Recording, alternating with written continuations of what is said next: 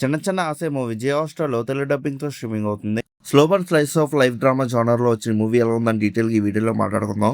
Last వరకు skip చేయకుండా చూడండి.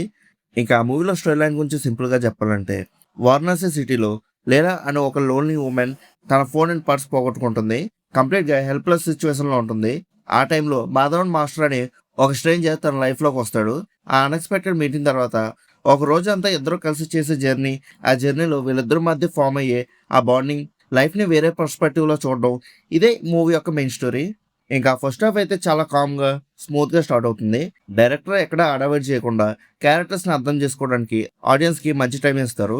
హీరోయిన్ సిచ్యువేషన్ ఏంటి, హీరో క్యారెక్టర్ నేచర్ అనేది ఎలా ఉంటుందనేది స్లోగా ఎస్టాబ్లిష్ చేస్తారు.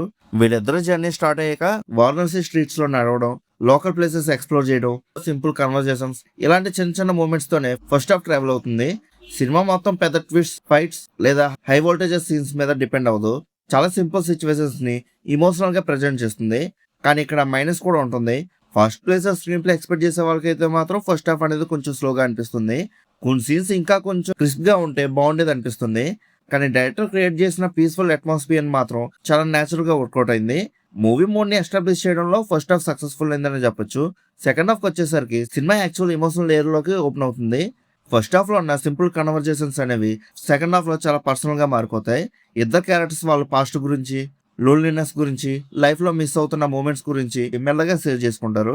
ఎమోషన్ ని ఫోర్స్ గా కాకుండా లేదా ఓవర్ డ్రామాగా కాకుండా చాలా రియలిస్టిక్ గా చూపించడం ఈ మూవీకి బిగ్గెస్ట్ స్ట్రెంత్ అని చెప్పొచ్చు. కొన్ని సీన్స్ లో డైలాగ్స్ కన్నా సైలెన్స్ ఎక్కువ ఇంపాక్ట్ అనేది క్రియేట్ చేస్తుంది. ఆ సైలెన్స్ లోనే క్యారెక్టర్స్ పెయిన్, రిగ్రెట్స్, ఎమోషన్స్ అన్ని ఆడియన్స్ కి క్లియర్ గా కనెక్ట్ అవుతాయి. వారణాసి గేట్స్ బ్యాక్ డ్రాప్ లో వచ్చే visuals, old age home visit చేసే సీన్స్, లోకల్ ఆర్టిస్ట్ తో ఇంటరాక్ట్ అయ్యే మూమెంట్స్ ఎమోషనల్ డెప్త్ అనేది పెంచుతుంది. సెకండ్ హాఫ్ లో ఫేసింగ్ కూడా స్లోగానే ఉంటుంది. కానీ ఫస్ట్ హాఫ్ కన్నా ఎమోషన్ ఇంటరాక్ట్ అనేది ఎక్కువగా ఉంటుంది కాబట్టి లాగ్ ఫీల్ అనేది కొంచెం తగ్గుతుంది. సినిమా ఎండింగ్ దగ్గరకు వచ్చేసరికి క్యారెక్టర్స్ తో మనం కూడా ట్రావెల్ చేస్తున్న ఫీలింగ్ అనేది వస్తుంది. ఈ మూవీకి రియల్ సోల్ క్లైమాక్స్ లోనే ఉంటుంది. ఎక్కువ డైలాగ్స్, బ్యాక్గ్రౌండ్ డ్రామా ఏం లేకుండా చాలా సింపుల్ గా తీశారు. నేచురల్ ఎమోషన్ తో ఆడియన్స్ మనసుకి టచ్ అయ్యేలాగా అటెంప్ట్ చేశారు. చాలా మందికి క్లైమాక్స్ కంప్లీట్ అయ్యాక ఒక సైలెంట్ ఎమోషన్ అనేది మిగులుస్తుంది. సినిమా మెసేజ్ ను కూడా అదే సీన్ పర్ఫెక్ట్ గా కన్క్లూడ్ చేస్తుంది. ఇంకా పెర్ఫార్మెన్సెస్ విషయానికి వస్తే, మాధవన్ మాస్టర్ రోల్ లో ఇంద్రాజ్ గారు సింపుల్ అవుట్ స్టాండింగ్ అని చెప్పొచ్చు. యాక్టింగ్ చేస్తున్నారని ఎక్కడ అనిపించదు. క్యారెక్టర్ లాగా కంప్లీట్ గా జీవించేస్తారు. చిన్న ఎక్స్ప్రెషన్స్ తో కూడా ఎమోషన్ ని పర్ఫెక్ట్ గా కన్వే చేశారు.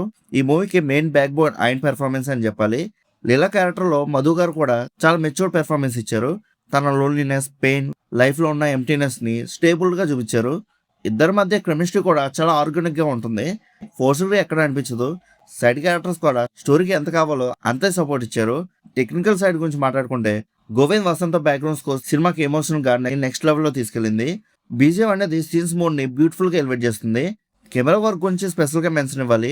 వారణాసిని మనం రెగ్యులర్ గా చూసే క్రౌడెడ్ సిటీలా కాకుండా ఒక పీస్ఫుల్ అండ్ బ్యూటిఫుల్ లొకేషన్స్ లాగా క్యాప్చర్ చేశారు. ప్రతి ఫిల్మ్ చాలా ప్లెజెంట్ గా ఉంటుంది. విజువల్ సినిమా స్లో నరేషన్ కి పర్ఫెక్ట్ గా సెట్ అయ్యాయి. డైరెక్టర్ వర్ష వాసుదేవ్ డెబ్యూట్ మూవీ అయినా కూడా టేకింగ్ చాలా హానెస్ట్ గా ఉంటుంది. కమర్షియల్ ఎలిమెంట్స్ కోసం కాంప్రమైజ్ అవ్వకుండా సింపుల్ హ్యూమన్ ఎమోషన్స్ మీద కంప్లీట్ గా ఫోకస్ పెట్టారు. ఇంకా ఓవరాల్ గా ఈ మూవీ ఎలా ఉందని అడిగితే, ఈ మూవీ అయితే అందరికి నచ్చే సినిమా అయితే కాదు. ఎందుకంటే స్క్రీన్ ప్లే అనేది చాలా స్లోగా ఉంటుంది. Fast paced screen play expect చేసే వాళ్ళకైతే మాత్రం ఈ మూవీ ఖచ్చితంగా బోర్ కొట్టచ్చు. కానీ slow burn dramas, realistic story telling, emotional character journeys, meaningful conversations ఇష్టపడే వాళ్ళకైతే మాత్రం ఈ మూవీ ఒక బ్యూటిఫుల్ ఎక్స్పీరియన్స్ ఇస్తుంది.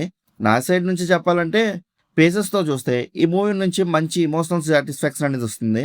వీకెండ్లో కామ్గా ఒక క్వాలిటీ డ్రామా చూడాలనుకుంటే మాత్రం డెఫినెట్లీ ట్రై చేయొచ్చు.